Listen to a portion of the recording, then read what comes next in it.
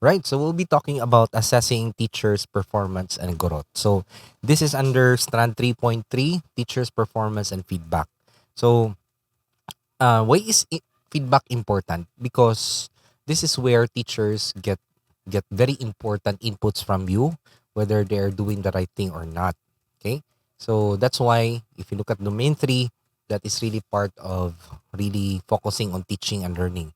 You need to be able to really help our teachers have that necessary feedback for them to really grow. So at the end of this session, hopefully the participants should be able to utilize tools in assessing teachers' competence and growth. So there are existing tools for you to really ensure that our teachers will be competent and growing. But the problem sometimes in the field is that they fail to use these tools. And sometimes they just submit those things that are required by the division office. And the result is that we fail on this area now to really help teachers get the necessary feedback for their growth. So how do we achieve our terminal objective? We will be discussing, define and discuss the terms of assessment and competence and growth. So we're going to talk about that. Enhance the level of competence in assessing teachers' competence and growth using the RPMS, PPST, COT forms. Although take note that there is the DepEd Memorandum PHROD 10 series of 2020. You should take note that those are the interim guidelines for the implementation of the RPMS PPST in the midst of the pandemic. So please also read that one. I'll be providing you with the link. Walk through the processes of assessing teachers' competence and growth. Design an action plan to promote teachers' competence and growth. Hopefully, I'll just giving you a template for you to use it anytime you like. And apply the processes and tools of assessing teachers' competence. Welcome, lifelong learners. Welcome to my channel, Learning with Doc Lebs, where we learn about research, education, technology, and the law. I am Doc Lebs. I am an educational leader, researcher, and law enthusiast. If you wish to grow as an educator, leader, researcher, and as a person, this channel is for you. Start your journey of lifelong learning by clicking subscribe, or if you like exclusive videos of my trainings and webinars in the international and national arena, click join for more specialized content. Remember, learning is fun and making it lifelong is key to a fulfilling life. Start now by clicking subscribe or join.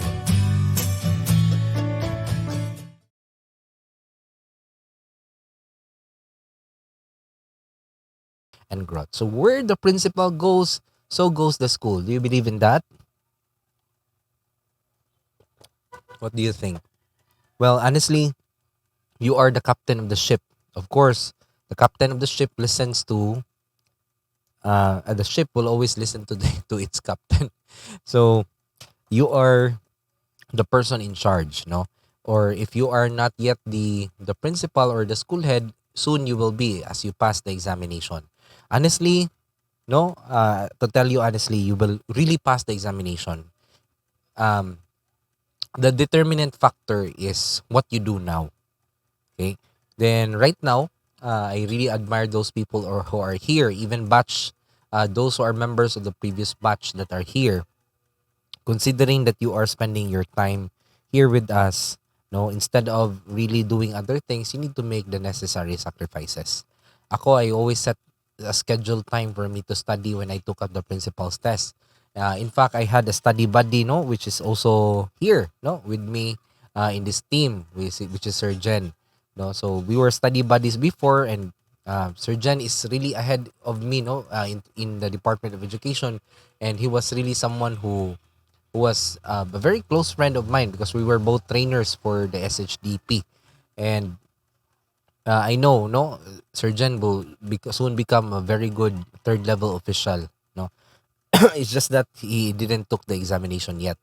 But to tell you honestly, when you take examinations, the what really determines your success is what you do now. No, that will shape your future. So the school head is the true instructional leader does not lose focus of his two most important target audiences. So there are two: the students and the teachers.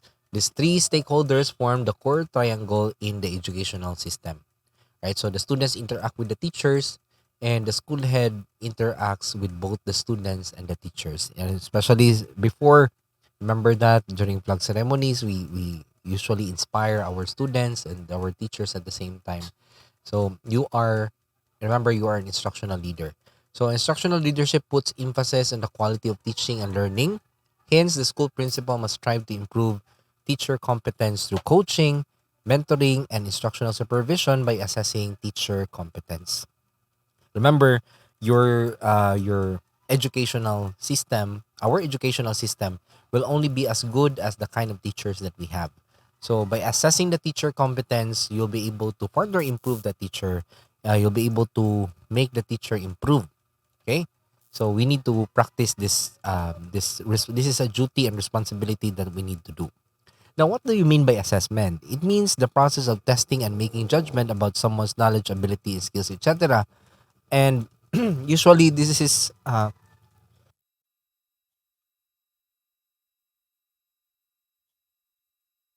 usually this is equated with evaluation. But assessment, in a sense, refers to our ability to grow. No, we try to assess something because we want to grow from it. We want the person to grow in terms of knowledge, ability, and skills. Competence, on the other hand, means ability, proficiency. No, so what are the things that you know? What are the things that you can perform, the things that the skills that you can use in order for you to deliver instruction properly. Okay, growth means progressive development. Okay, so what are the tools you use in assessing teachers' performance? Okay, so before we answer that, let's look at these following questions. What have you discovered in terms of assessment tools that each one of you has been using to assess your teacher's competence? Just reflect on your own, huh? Okay, what are these assessment tools? No, are you really doing it? Are there similarities and differences in the assessment practices and tools and the way you utilize them? This time we are already in the age wherein we we standardize the PPST. So, what are the similarities and differences? And how have the tools helped you in determining your teacher's competence and providing them with appropriate technical assistance? Okay. Then what are your plans in providing your teachers opportunities to grow professionally? Do you want your teachers to grow? Of course, if you are the school head, no, you would always want your teachers to grow. Now, this is very much related to why we should pass the principal's test. Okay, because sometimes there are school heads no who will say I don't want to pass the principal's test. I don't need to study. I'm so busy na. So as a result, some of their teachers become, somehow will pass the principal's test. As a result, the the world actually turns around for them. No, their teacher becomes their principal, and sometimes you are put in an awkward situation wherein your teacher before becomes your principal. Now, um, simply because no, that the Department of Education is trying its best to promote someone based on merits, not just based on experience. Okay, so we need to be aware of that, and that's not coming from the Department of Education or from your schools division superintendent or anyone. It is mandated by law. It is a requirement of the civil service law, okay, and our labor laws, that we should hire people based on competence, and we should promote leaders based on their competence. And one way to really make sure that you are competent is to undergoing standardized tests like the principal's test, no? And that is a gateway for you to really get salary grade 19, which is a very high, no? Salary grade compared to teacher 1 or head teacher. So that's why I would like to encourage you that right now, while we are still in February, March, you need to spend your time, no? You need to make some sacrifices. And I think that's the reason why you are here watching this one and listening to me, because you wanted to invest, no, your time and effort in order for you to do that. Now, it's not wrong to want yourself to grow. No, it is important that you grow yourself so that you can help more people. No, I've seen this one, like people who are spending a lot of money, saying they are afraid to invest their money in for the future, saying that they don't want to be labeled as misers or greedy with the money that they have. Remember, if you fail to improve yourself, then you will fail to help more people in the future. So you need to save yourself first. Have you tried riding on a plane and it says there, in case of emergency, if there is if there's an oxygen mask released in front of you, no, before putting it on your child, you need to put it on yourself first. No, so that's really the instruction there, because some of the parents usually they will tend to be very selfless to the point that they put it on their child first, forgetting that if they lose the oxygen and they will pass out, no, the child on its own could not think. If the child has the oxygen but he doesn't know how to act, no one will be protecting the child because you already passed out. Then the child has the oxygen, and then you already passed out. You cannot help the child anymore. So you need to save yourself first in order to save other people. No, and in the long run, you'll be able to really save that first person fully. Okay, so I'm just saying that because sometimes there are a lot of insecurities among school heads who did not pass the principal's test. No, making them bitter leaders. No, I would just like to say that, okay, I've seen that sometimes in a situation, and I've seen one situation wherein it turned the world around. He is already the teacher is already the principal, and and you know, it's a very awkward situation, really. So don't place this by any chance to something na you just leave it to luck. No, you can start doing it now and really spend your time helping yourself pass the examination. Okay, so here in F&G Learning Hub, no, you are in good hands, pero we can only show you the door. No, the one who should open the door and enter, no, the wonderland, it should be you. No, I can only show you the door. Remember that. It's you who should come, open it, and enjoy it. Okay, so you have to do your part. So tools for assessing teachers' competence includes the Philippine Professional Standards for PPST, Result-Based Performance Standard Management System, the RPMS tools for teachers. And then we have Teacher Performance Assessment Instruments 1 for Teacher 1 to 3. We call that Proficient Teachers. And another one for Master Teacher 1 to 4. Some of you are Master Teachers already. Then we have Self-Assessment Tool. And then we have Portfolio Assessment. And we have Non-Classroom Observable Assessment. Okay? So these are the tools. We'll be discussing them one by one. So what is PPST? Remember, PPST is different from RPMS. Okay, this is a very common misconception that we say that PPST is the RPMS already. PPST is the standard, no, for teachers. These are the set of things, expectations that we want to apply, no, and we want to know with our teachers. But okay, for a while, ha. Okay, but in a sense, the RPMS does not necessarily apply to teachers alone. It is the whole management system. No, the whole school implements an entire management system mandated by DepEd Order 2 Series of 2015 to manage performance. So just for you to understand what RPMS, why results-based performance management system is different from PPST, the RPMS covers even the non-teaching staff. No, but the PPST only covers the teachers, because we wanted to know exactly what is expected from them and what is the standards and competencies they should be performing. And that's why when we apply the RPMS, we use the PPST as a standard. No, there are many concrete domains, just like the PPSH. We are very clear with that. But the PPST is a done work. It is the basis for the LET board examination. For the PPSH for school heads, we already have also the PPSH for school heads, but this is the basis for the principal's test. Okay, so for you to understand RPMS, you just read, no? This is a must read. DepEd Order 2 Series of 2015. No? This is patterned from the civil service issuance of the school, a strategic performance management system of the civil service. Okay? So it says here, I heard a comment a while ago that the MOVs keeps on changing for OPCRF for school heads.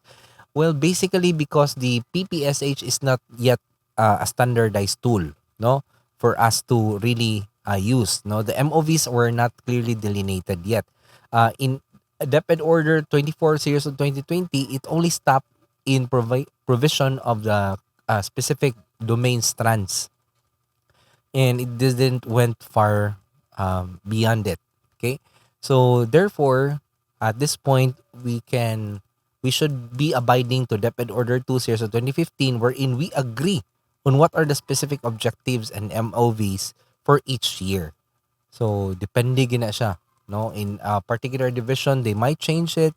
There might be a difference. Sometimes they will inform you at the end of the year, pero the proper method or way is really to inform you ahead of time. Okay? So the RPMS tools for teachers. So let's look at the teachers. Who are the raters? They are the ones that rate. So that includes principals, teachers in charge, head teachers, department heads, master teachers. They should assess the teacher's performance. Ratees are teachers in all career stages. Teacher 1 to 3, master teacher 1 and 4 who submit their portfolios as evidence of their teaching performance. Okay? So that also includes senior high school teachers who are in probationary status. Okay? Then we have proficient teachers, teacher 1 to 3, highly proficient teachers that belongs to that includes all master teachers and head teachers with if they have teaching loads. Okay? So that really depends because if you look at the RPMS, there is a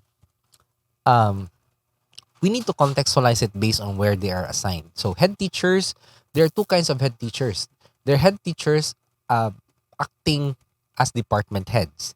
There are also head teachers who are acting as designated teacher in charge, no, of the respective school. So if you are a designated teacher in charge of a particular school, you will not use the IPCRF or the highly proficient teachers for the department heads. You will use the OPCRF. So you just attach there your designation papers, knowing that you are designated as the TIC. Okay, so it should be based on the context and situation of where you are assigned. Okay, so each tool describes the duties and responsibilities teacher across the career stages, the key RAs, for the realization of those duties and specific activities to attain the key RAs. So you have what you call the key result area. So these are the things that you need to attain. Now, out from those key RAs, there are 3 to 4 or 5 objectives that you need to accomplish in order for you to get the key RA. Each tool presents the detail and the various means of verification. So this differentiates our PPSH with the PPST. The PPST already has a very specific MOV. So school heads, you should be able to do this in the first part of the performance cycle, no, before the start of the school year. So tell them what are the MOV. So I'll show you this one later. Pero this is what the RPMS tool for teacher 1 to 3 looks like. Okay, so you see there. Actually, we don't call this one RPMS tool. That's a little bit confusing, but maybe perhaps you can call it that way if that's what they like. Pero this is more of a job description, no? You look at the job description of a person who is from teacher 1 to 3. Okay? Sige. Atong tagag chance. So for master teacher 1 to 4, this is how it looks. These are the qualification standards. And the standards for master teacher 1 to 4, you see there the qualification standards. Okay? So immediately after this, you will see your duties and responsibilities as a teacher also. So there's a job summary, there's a qualification standard. So standard is how you will reach teacher 2. So as you can see here, 1 year relevant experience, 2 years relevant experience, and then you have to have at least 18 professional units in education with appropriate major. Okay. By the way, the thing here is that the PPST is really designed for career progression also. Aside from allowing them, pero it's not fully implemented yet. No, it's there in the NIAP transformation. So you should be aware of this because once there will be funding, once your teachers are properly rated, no, it will soon be the basis for their promotion. Okay? It will soon be the basis for their promotion. But this is not in full-blown implementation yet, but that's the direction that they're going. No, equating how we measure their performance with how they will be promoted. That's why you see it here. Okay, so your duties and responsibilities, no, you will see this one. No, this includes mastery of content knowledge and its application across learning areas. So it's expected that you are already a master in what you are teaching. Facilitates learning using appropriate and innovative teaching strategies and classroom management practices. Manages an environment conducive to learning. Address learner diversity. Implements and supervises curricular and co-curricular programs to support learning, monitors and evaluates learners' progress. So you need to really remind your teachers about all these duties and responsibilities. They should have updated records of learners' progress. It's there in their JD. So if they fail to submit these records, then of course, no, they are not doing their duty. So you need to issue a memorandum, no? Counsels and guides learners, works with relevant stakeholders, both internal and external, promote learning and improve school performance, undertake activities towards personal and professional growth, and thus related work. Okay, for a while, ha, kadit lang. Okay. It's okay. Right? So here, we see key result areas. So what are key result areas? So again, we revisit DepEd Order 2 Series of 2015. It states that they refer to general outputs or outcome. So these are areas that are general in a sense that you wanted them to achieve, no, as functions of the office or individual employee. The key RAs are the very reasons why an office or a job exists. Okay? In the context of the RPMS tools, the key RA captures the domains of PPST. Okay? A document that defines teacher quality in the country. For instance, content, knowledge, and pedagogy. So that's one key RA. Next is learning environment. So as a teacher, it's important you know the knowledge, no? So that you'll be able to deliver the instruction well. And of course, you need to also consider the environment and adjust it based on the diversity of the learners that you have. And of course, you should have the capacity to be able to plan, no, and assess them afterwards. And of course, if they can do other jobs, no, you can provide them with plus factors. But in the PPST, the plus factors are very specific. Okay. So for objectives, there are specific tasks that an office or individual needs to do to achieve the key RAs. So we are narrowing down the key RAs. So key RAs are specific things they need to achieve, no, for that year or for that particular setting. And objectives before in the key RA, no, in by virtue of DepEd Order 2 Series of 2015, you need to formulate it before. No, remember that when the before the PPST was born, we need to create that one. So that's why our OPCRF, there are a lot of changes because it's still up to the rater and the ratee to agree what are their objectives. But in PPST, it's already ready-made by the central office. In the RPMS tools, teachers target 13 objectives to realize the 5 key RAs.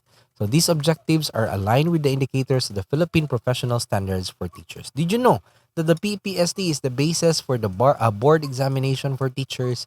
It's the one used by the universities when they train teachers. So our PPST, no, is the Bible and the standards by which they craft their instruction, because they wanted to create teachers who are proficient and be able to be hired, no, in the Department of Education.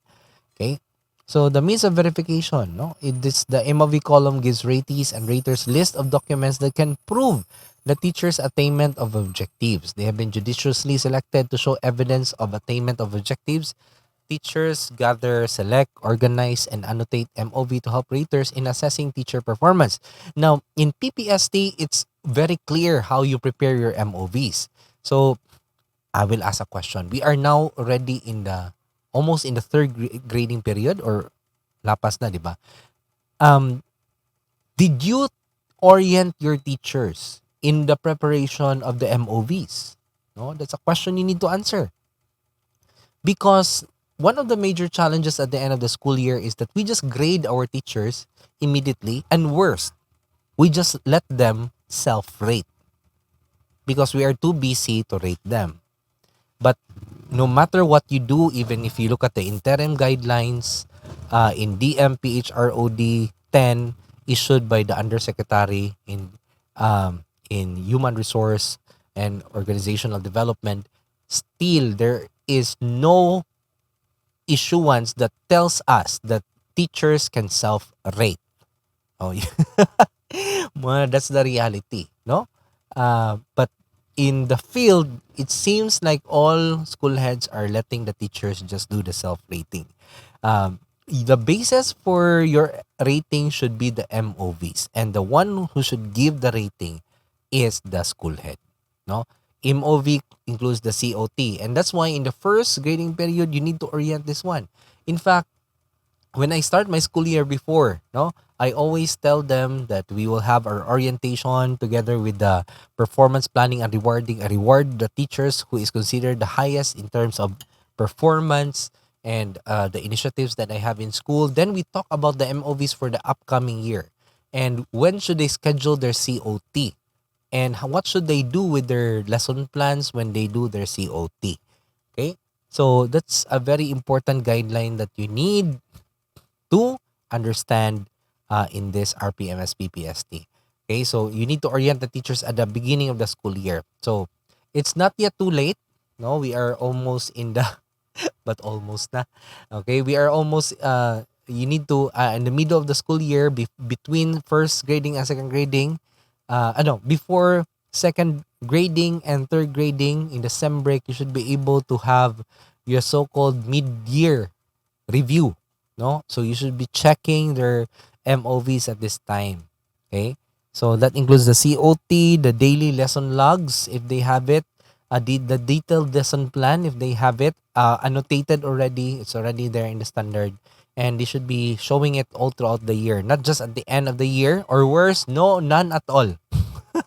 Then when you look at the rating, there's a rating there, even if there are no MOVs prepared.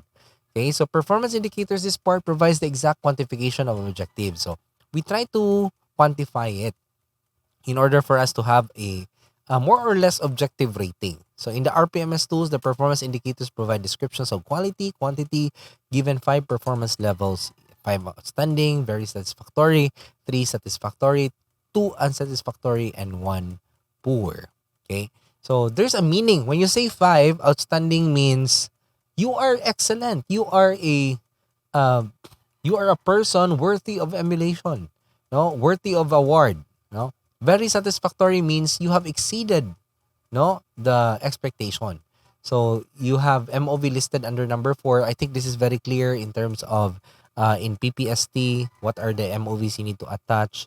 In satisfactory, it means you have satisfactorily, no, in terms of standard, you are at par with the standard. Unsatisfactory means you are below standard. Poor means really from the word itself, no. So here we see the means of verification. It's very clear, no. You have the key RAs here, the objective, and then what are the means of verifications. Okay, so if you wanted to know more about this, then we have manuals. No, you can also check my YouTube channel regarding this one. I have a detailed discussion about each of the objectives and how you're going to use the MOVs for you to identify how to rate your teachers. But school heads, please take note of that. It's not the teacher who will rate themselves, but it is the school head who will rate. The least you can do, if you will really make it interactive, at least, no, to make it at the same time transparent for them. You can conduct a session wherein you check the MOVs together with a co-teacher, and then transparent that how many are present, how many MOVs are there, is it present or not, is it supported by one of the other MOVs. So you have a very clear rubrics here like this. When can you say 5? So you showed knowledge and content and integration within our cross subject as shown in MOV 1 with a rating of 7. So in the COT, if he has 7, then automatic in terms of quality you have 5. But how do you achieve efficiency? So efficiency is submitted at least 4 lessons using MOV1 and supported by any of the one of the other given MOV. So you should have submitted at least 4 lessons, meaning in order to achieve efficiency in the 4 grading periods, the teacher should be able to ask for a COT, no? But this has been adjusted in the latest interim guidelines. So I think it was 2 or 3, but for this year there has been no issuances yet. But at least 3 months siguro to or 2. Okay, so I just checked on DMPHROD 10, I guess, 2020. Okay, so here you see that by standard, it should be 4 COTs and then there should be at least 1 lang. So if you have satisfied this condition here, then you'll be given 5 for objective 1. 5 here, 5 in efficiency, 5 in terms of quality.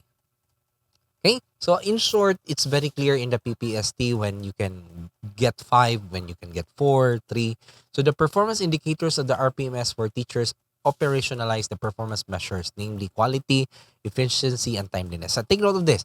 There's no timeliness aspect because by virtue of DepEd Order 2 Series of 2015, you can just have at least 1 here. Okay, at least 1. If you have 2, then you have to average quality and efficiency. Okay, so it's a misconception that you you should not it should be a whole number. It should be at least 3 decimal places in the last part. So you should have involved at least 3 decimal places also in your computation. Okay, so that's DepEd Order 2 Series of 2015. Now, um, let's agree together what are the 3 categories. Let's define what is quality. So quality is, in a sense, value. No, what are to which extent are the actual performance compares with the targeted performance. So it is the degree by which objectives are achieved. So whatever you wanted to achieve, you are really achieving. No, so that's quality. No, or it's also equated with effectiveness. Efficiency, on the other hand, is the efficient use of resources. So the extent to which time or resources is used for the extended task or purpose measures whether targets are accomplished with a minimum amount of quantity, waste, expense, and necessary effort. So I have this experience in the division office wherein I have someone who submits a memorandum, a division memorandum uh, from my colleagues, and then sometimes I need to correct it again and again and again, no? And there's a lot of problems and efficiency there. Okay, so uh, hagbong siya ning apart, efficiency. So timeliness is the measure whether the deliverable was done on time based on the requirements of the rules and regulations or client stakeholders. Time-related performance indicators evaluate such things as project completion and deadline. So you just have to choose at least one of this. But if you can evaluate them in terms of these 3, then the good, the better. But to understand, no, why do we measure it in these 3 things? In order to improve performance, there are only 3 ways to do it. Either you improve the effectiveness of that competency, whether you improve how you utilize the resources that you have for that particular competency. As you do your work, you improve how you utilize the resources, or in terms of passing it as early as you can. But sometimes, no, you need to measure the 3 because what if you are very early in submission, but in terms of quality, you forget how to really ensure the quality. Okay, so if you forget how to ensure the quality, then the result is drastic. Okay, it could be catastrophic. No, just like what happened. No, I like to share na mapalpak gani. If there's one thing that will that you fail to do in terms of quality, then it will affect the life of the learners. Okay, so you need to understand these 3 things because this is this is a perspective of managing, no, management. As a person who is a leader, you need to think about how you can improve the performance of your teachers. Okay, remember that one document may be used as MOV or evidence of performance for other objectives. For example, if you're a teacher 2, your COT rating sheet may contain a rating feedback about knowledge of content, teaching strategies to develop critical and creative thinking, and differentiated developmentally appropriate learning experience. So if that's the case, then feel free to photocopy it and then attach it on your portfolio for that particular strand. Okay, so like this. This has been improved, no, in the latest issuance in the MPHROD10. Okay, just check it out. So there is a portfolio for teachers. So this is where you base your rating, ha. You don't let the teachers rate themselves. You need to be at least the one guiding them in getting their grades. And the basis for their ratings really is not just out from thin air, but based on the MOVs, and you base it on the rubrics. Okay? So this one is very important. So this phase focuses on actual assessment of teacher portfolio. At this stage, you will rename the portfolio against the RPMS tool with the IPCRF. You will assess the portfolio twice. No? Remember this. When do we assess the portfolio? First, during the mid-year review. No? During the semestral break or between second grading and third grading period. Second is during the year-end evaluation. So in the year-end review, fill out the column that says actual results. Okay, actual results. So that's the year-end part wherein you fill it up.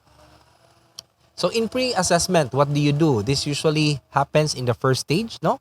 In the performance planning and commitment, wherein it ensures the teachers understand the key RA, you understand them, what are the objectives, you discuss what are the MOVs to improve their performance. It allows the teacher to prepare and select appropriate documents to attest their authenticity. Okay, then after that, you have your portfolio assessment process. It's covered by the RPMS Phase 2. Okay, performance monitoring and coaching, and performance review and evaluation involves teacher self-assessment and raters assessment of the portfolio. This happens during the mid-year review. Okay, and then the portfolio post-assessment. This happens in the performance review and evaluation. This is phase 4. Performance rewarding and development planning aims to help teachers improve their performance, and it focuses on the conduct of teacher and rater conference on the results of the portfolio assessment. So, how many times do we look at their portfolio? No? We look at it 2 times. We check on it 2 times, and we orient them in the first stage. Again, that's before the start of the opening of classes, or even if at the early stages of the opening of classes. Just to remind your teachers nga, oh, you need to keep that paper, ha, the COT, the lesson plan that you have, you need to keep that. All the evidences, the lesson plans that you create, you need to keep that because that is your evidence for the mid-year review and the portfolio assessment. Okay, the problem with us is we tend to forget that we need to do portfolio assessment. So 3 times na siya nga is done all throughout the phases of RPMS. You check on it twice in assessment and post-assessment. Assessment happens in the performance review, performance monitoring and coaching during mid-year review, and post-assessment during the performance review and evaluation. Then you orient them for the pre-assessment here in the performance planning and commitment. There has been a research conducted, and in the research, the researchers found out that some of the school heads don't even check on the MOVs. Not even once. They only give them the rating. Okay, so I hope that's a wrong finding, ha. I just really hope. Pero if it's correct, then please, no, it's not too late yet. You do your pre-assessment, have a conference with your teachers, then I hope you will be guided this time. Okay, so this is what is happening in portfolio assessment process, no? So here we have pre-assessment. So again, you just review. This is the steps, no? School heads, pay attention. Review the Philippine Professional Standards. You talk about it. This is the Philippine Professional Standards. You can share this video to them if you like. Then determine the corresponding tool for RPMS. If you are teacher 1 to 3, if you only have teacher 1 to 3, present the rubrics to them. When can they get 5, 4, 3, 2, 1? How do they rate themselves? No, you don't let them rate themselves. How do you rate them in the COT? Okay, and then guide the teachers in understanding the appropriate RPMs tool. So include this. This is your guide when you discuss. Then guide the teachers in preparing the documents. Tell them photocopy your COT. I always tell them that. Photocopy your COT ahead of time. How do you annotate? You encircle, you use highlighter, etc. Upon submission of the portfolio, authenticate the documents. Okay, and then here, assessment phase, you rate the portfolio based on the MOV presented. So this is where you rate them in the mid-year ni siya. Okay, during the semestral break. Okay, and then you do your post assessment, no? This usually in post assessment we have this one-on-one talk, heart-to-heart talk with the teacher, no? In the mid-year review, I also do heart-to-heart talk. So one by one, when I was a principal, I call them one by one, and then we have this conversation. How are you? And then, are you meeting your targets for this year? Are you done with your COT? What are your difficulties? Then I look at their MOVs one by one and I check it. Now, post-assessment phase, you discuss with the teacher or his or her performance, data, and agree on the rating. So, in the post-assessment, you have done all your monitoring, coaching. Remember, in between this phase here, there is performance monitoring and coaching. So, every now and then, you should check on your teachers also. Okay, and then we have mid-year review, no, documents, and then year end. So therefore, this is a very it's a year-round process when we look at the MOVs. Okay, so for instance, in objective one, applied knowledge and content within and across curriculum teaching areas, the rating has targeted a VS level performance. To meet the requirements for a level 4 performance, the rating needs to apply knowledge of content and its integration within across areas as evidently shown in 3 lessons using MOV1. So if you look at the COT rating, you should at least have that level, no? And then it's based on the rating sheet during the COT. And then he should be able to attach other given MOVs like MOV4, performance tasks, test materials, highlighting. So they need to highlight that part of the lesson plan wherein they actually conducted that content knowledge within across subject areas. Just use a highlighter and then label nga, this is an example of so-called integrating content area. So therefore, if that's the case, then the person, the teacher, will be able to get level 4 performance. And you need to teach the teachers how to do this.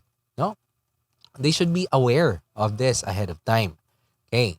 So self-assessment tool. So you can ask what is your greatest strength as a teacher.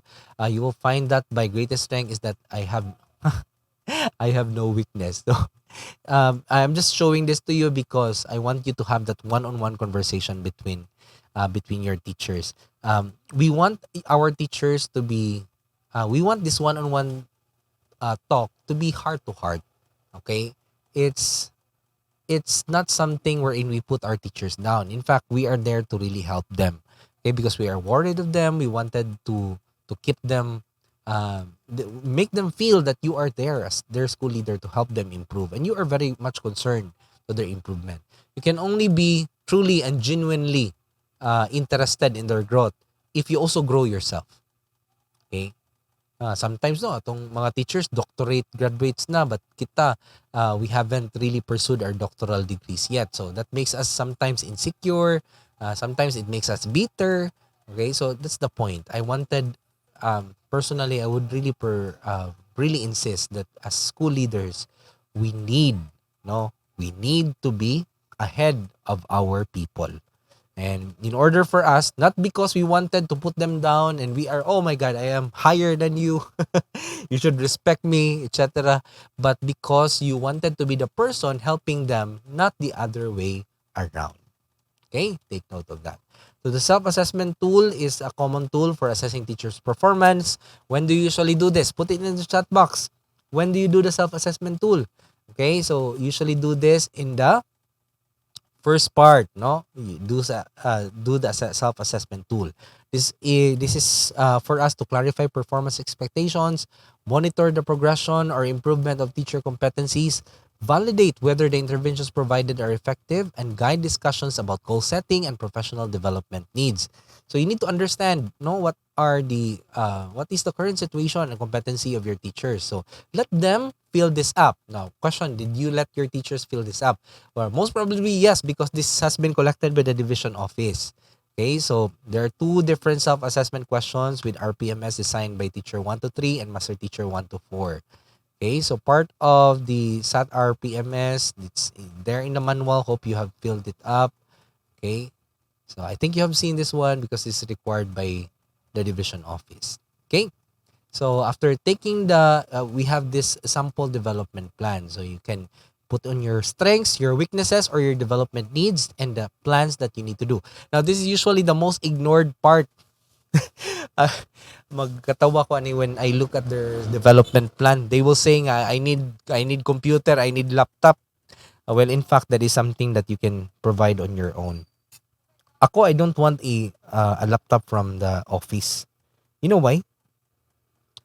What if I'll be transferring to another division and my files are there, so I need to transfer my files again? So laptop is something very personal, no? And it is something very useful for you in your professional growth, in your doctoral degree, in your masteral degree. So my personal, but this is just my opinion. No, you are entitled to your own. But for me lang, in my personal opinion, it's better to have it something that I can bring on my own anywhere I go.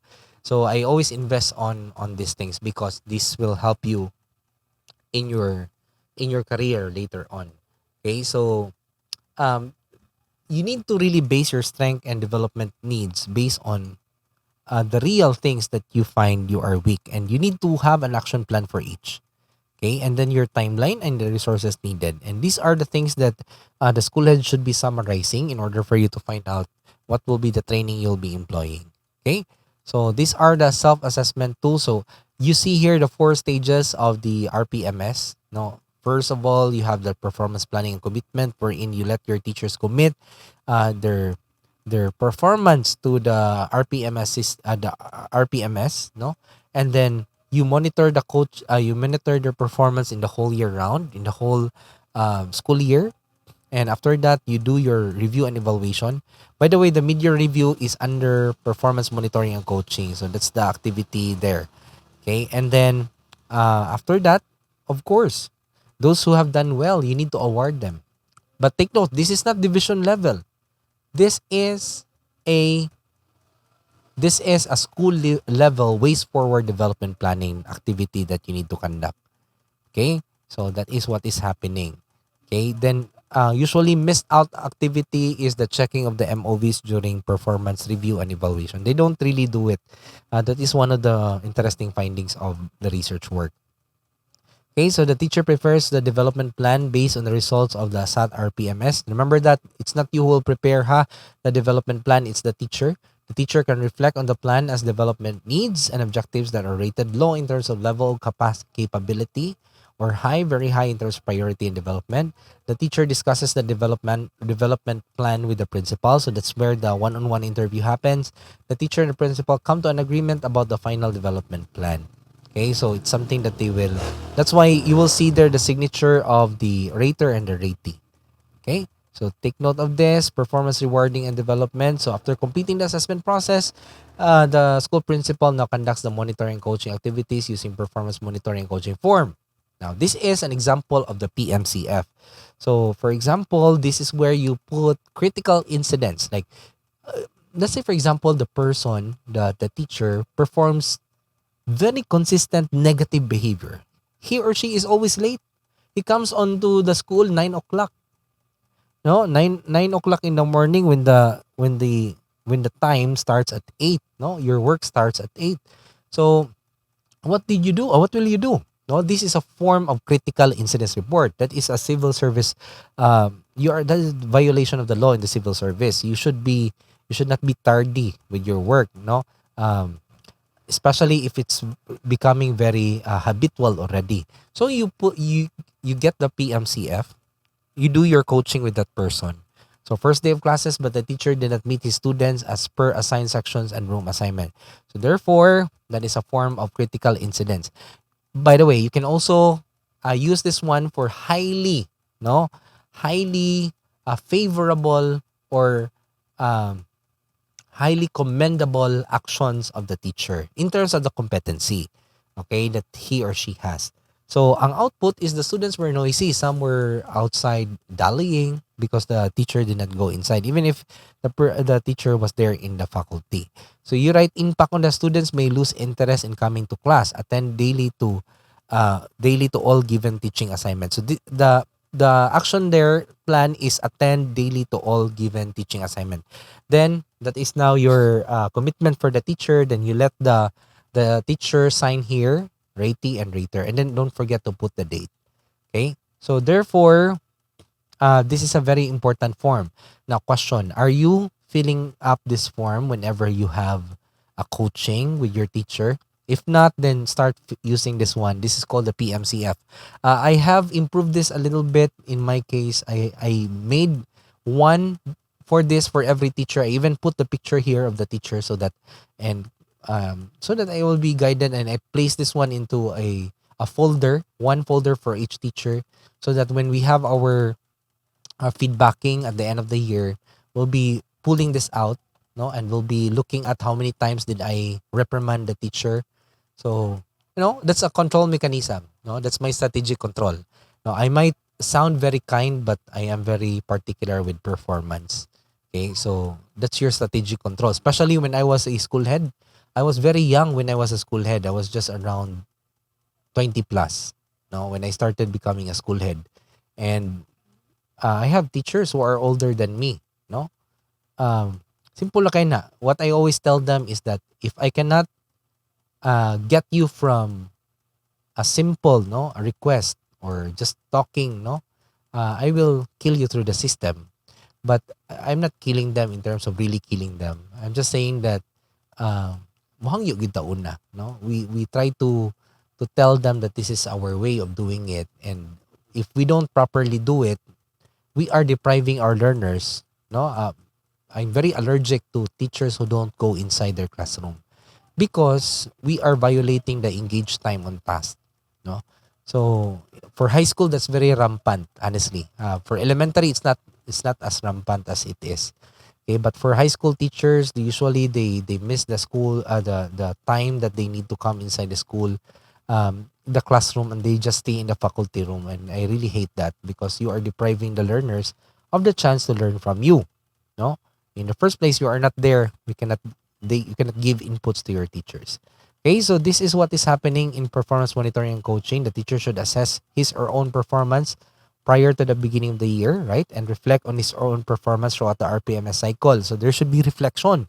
The results of the self-assessment will guide the teacher and the principal to which indicators of the RPMS will the teacher must improve and need coaching and mentoring. Okay, so this is what is filled up to be filled during the planning. This one, MFOs, KRAs, objective, timeline, and then QAT, quality, efficiency, timeliness. Then when do you say if it's outstanding, VS, satisfactory, etc. Then your actual results will be here, no, to be filled during the evaluation. Okay, that is how it looks like. I think we are familiar with that. Shall be updated during phase 4, performance rewarding and development planning. So in the planning part, they will be filling that up, and also in the performance evaluation. Okay. So your assignment, make an action plan, promoting an enhanced assessment of your teacher's competence and growth. And additional assignment, if you see that there are things that you have missed in the RPMS cycle, no, my appeal to you is start working on it. Just be honest. If there are things you miss, put it in the chat box. Sometimes there are things that we honestly, no, honest mistake. No, honest mistake. But remember, ignorance of the law excuses no one. So as much as you are a school head, please start doing it now because you are already informed. Okay? So this is an example of an action plan. I'm not asking you to do it. I just want you to know that these are possible steps you can do. No, just write name of your teacher, then position, then areas of concern that you wanted to improve for that person, and actions for that person in your particular timeline. Okay, remember, all assessment is a perpetual work in progress. So it's something that you need to do over and over again, not for the sake of judging itself, but for the sake of improving, no, whatever you have. No, human beings are not will never be perfect, but practice makes it better always. So as teachers, as we are still teachers, you are teachers of your teachers. No? So always act like one. No, kana lang daan, no. I would like to emphasize that, if you are a teacher of teachers, no, you don't own the right to become their teacher if they know more than you do. So if you are looking forward to become a leader, then become better than them first. And one way of becoming better than them first is to spend time studying, pass the principal's test, learn more and be ahead of them, and then you'll be able to help more people. Not because you wanted to put them down, because you want to be the person who is up there lifting them up at the end. Okay? So be that teacher, be that helper, be that transformative leader, be the best version of yourself so that you'll become a good leader. Okay? So thank you for listening. That ends our third session. Okay?